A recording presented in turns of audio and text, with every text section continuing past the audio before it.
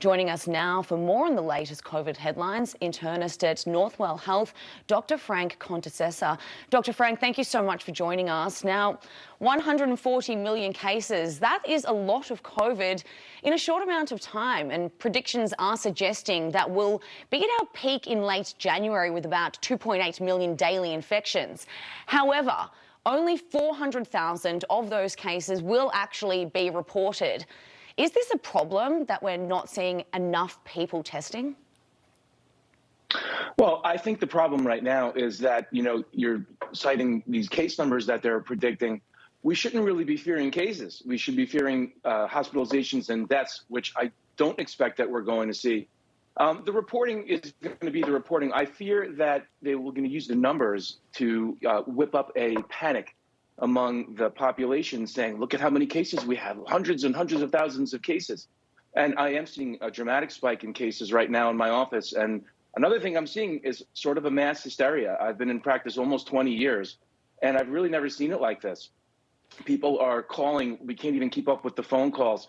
And there's a shortage of testing right now. I know that the plan is to get more of these tests get here in time. I think that the Omicron spike might be diminishing by the time that the new tests get here. So I'm not so concerned about the reporting. I'm concerned about the hysteria. Well, absolutely. Just on that note, you did just mention Omicron there. We're seeing these new numbers also comes out with the data that shows that Omicron actually causes less deaths and hospitalizations than the Delta variant, and including there's a new study that was published by the Imperial College of London that shows Omicron cases have as much as 20% reduced risks of hospitalization compared to Delta. So what's your thoughts on that?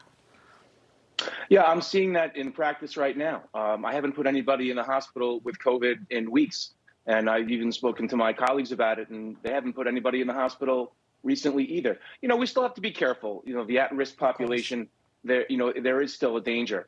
But for the vast majority of people, this is turning into the cold. It looks like a common cold. As a matter of fact, with prior strains, I've seen that they look more severe. They come in, they have higher fevers, they're having trouble breathing. Now they look like they have the cold. The flu patients are actually sicker now than the COVID patients. And I've been pushing for some more PCR testing, rapid PCR testing in offices. My office has a rapid PCR machine, which actually with one nasal swab can tell the difference between COVID and flu, and it can help direct treatment.